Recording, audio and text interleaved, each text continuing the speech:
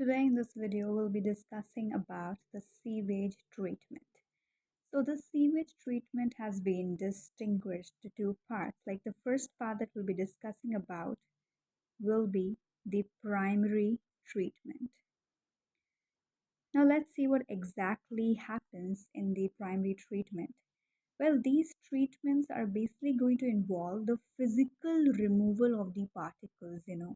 For example, this is your dirty river and you just find some floating debris. Now, if you want to remove the floating debris, okay, for that you can remove them physically with the help of the sequential filtration. Sequential filtration will be the best adapted method for the removal of the floating debris. Then there are also something else which you call as grit. Now, what exactly is grit? Grit basically includes soil and small pebbles. Now, if you want to remove these tiny particles, like you can have soil, you can have small pebbles. So, if you wish to remove them, for that you can simply opt for sedimentation. So, the sedimentation is the preferable method to remove the grit, which includes your soil and the small pebbles. What happens is that all the solids that you're removing, at some point it will settle. And the moment it settles, it basically form the primary sludge. Okay, so basically, when the settling will take place, it basically forms the primary sludge. And there will be some of the parts which will be clean, okay, which you have already cleaned that up. There will be some parts which are uncleaned, okay, that is settled as your primary sludge. And you'll also find the supernatant forms. Now, these supernatant forms are basically they act as effluent that you'll be using later on. Okay, these effluent, they basically from the primary settling tank, they will be taken for the secondary treatment. Okay, so let's see how exactly the secondary treatment works, like what exactly happens in your secondary treatment. Well, this secondary treatment is also referred to as a biological treatment because what happens is that the effluent that we're talking about, what exactly is effluent first of all? This is simply your clear water, the clear part which is not dirty, which you have already cleaned. They will be passed into the large aeration tank. Okay, like this is your large aeration tank, and over here they will be constantly agitated. Okay, like some mechanical functionality will be going on and they will be agitated continuously, and the air will also be pumped into it. Okay, so like it is agitated continuously and you're also pumping the air. Now, this basically allows the vigorous growth of useful aerobic microbes into the flocks. Okay, like your aerobic microbes will be grown here. Okay, remember the word aerobic microbes as they're using up oxygen. Okay, as I've already said that the air is pumped in, so these are your aerobic microbes. So into this flock which is formed, these aerobic microbes will start to grow because you're constantly agitating it, right? First of all, I hope you know the meaning of flock. Flock is simply the mass of bacteria which is associated with fungal filament to form like a mesh-like structure. So this whole bundled mesh-like structure is what you call as flock. What happens is that while the growth is taking place, these microbes, they will be consuming a lot of organic matter of the effluent. Okay, like this is your effluent. This effluent also contains the organic matter, right? Now, this organic matter will also be consumed by the continuous growth of this bacteria. Okay. Now, what happens is that as the organic matter is continuously consumed, there is something called as BOD. This BOD will be reduced significantly. Okay, now remember what is the meaning of BOD? BOD is biochemical oxygen demand. Okay, biochemical oxygen demand. Obviously, if there is a consumption of something, the demand it will be reducing. Like if more and more people are using something, the value will decrease. So hence the demand, okay, technically that will also reduce. Okay. So now if I talk about like a bookish definition of your BOD, this BOD basically refers to the amount of oxygen. It refers to the amount of oxygen that will be consumed if all the organic matter in 1 liter of water were oxidized by bacteria. That is your biochemical oxygen demand. So what happens is that your sewage water, it is treated till this BOD is reduced. Now this BOD is acting as a reference, okay? Remember, this BOD is acting as a reference. So you will be treating with the aerobic bacteria. You will continuously be doing this, okay, until this BOD is reduced.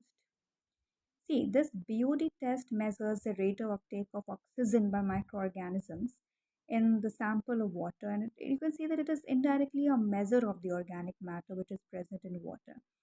For example, if your BOD is very high, it means the water is quite polluted, or if it is like we can simply say that the water is dirty, because that's why there's a lot of demand.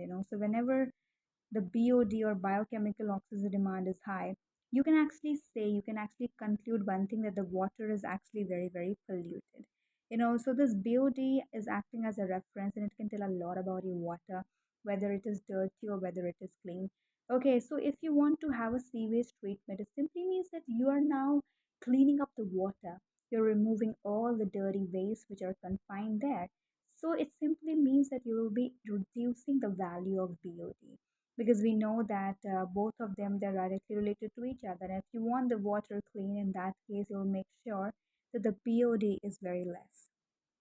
Okay, so now let's say that your cleaning thing is absolutely done and your BOD has been reduced significantly. Okay, so let's see what will happen after that. Basically, your secondary sludge, that will be passed into a settling tank. Okay, like this secondary sludge, like earlier effluent was passed, now here your secondary sludge, it will be passed into a settling tank. And in the settling tank, the bacterial flocks will be sedimenting. Okay, like this is your like any of your settling tanks. So whatever the bacterial flocks present, okay, they will be allowed to sediment. Now this sediment is basically known as the activated sludge. Okay, what do you call it? This is called as your activated sludge. What happens is that if this much is your activated sludge, so you will take a small part of it. What you'll do, you just take a small part of it. Okay, and you'll just, like pump it back into the aeration tank. Okay, like this was your aeration tank that you've done everything. So what you'll do is that a small part of this activated sludge, it will be kept back to your aeration tank. Okay, so as you're using a small amount of it, you'll call this entity as inoculum. Okay, what is the meaning of this? Basically, inoculum will later form larger flocks. So that's why you're using. For example, when you make curd, okay, so in the milk you add some curd already. Okay, so this like small amount of curd that you're already using to prepare curd, that is called as your inoculum. So the remaining part, major part of the sludge, that will be pumped into the large tanks which are called as the aerobic sludge digesters. Okay, it's your anaerobic sludge digester, sorry. Okay, so this part of the sludge you have already removed, but this is the major part of the sludge. What you'll do with that? You cannot just throw it away. You have done so many efforts to get this. What you'll do is that this remaining part of the major sludge, you will pump it to a very large tank, and that is called as the anaerobic sludge digester. Okay, what it is called as? It is called as the anaerobic sludge digester. Okay, till now we were only discussing about the aerobic bacteria. Now, for the first time in this topic, we are coming with the word anaerobic bacteria or anaerobic organisms, because now you'll be encountering them. Okay, what happens is that when you will just put this much amount of your sludge to your anaerobic sludge digester, it simply means that in this digester, there's a good amount of anaerobic microorganisms which are living. Okay, now these are some other kind of bacteria And as they're anaerobic, you can easily conclude that they can grow anaerobically and they're also much stronger.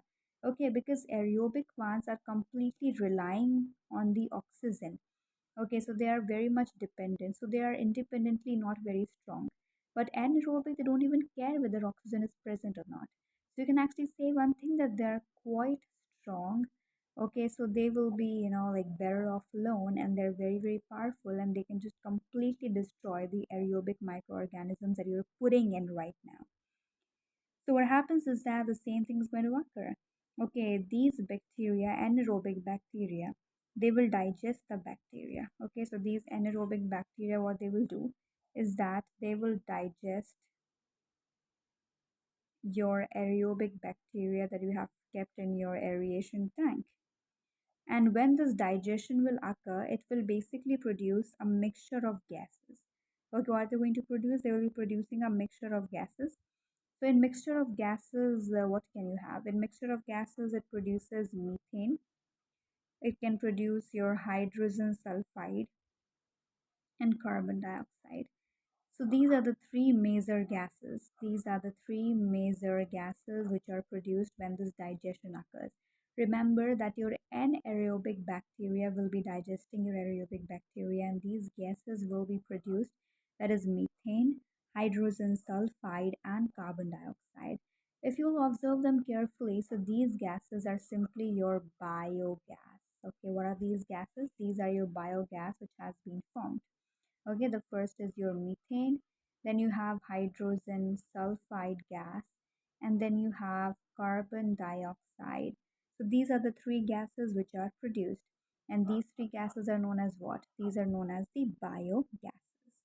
And then the effluent from the secondary treatment, then you will just release them into the natural water bodies like river and streams. So that's how it happens. Okay, so what happens is that like the main part of this whole concept was you're taking, okay, the mesh or the group of your aerobic bacteria.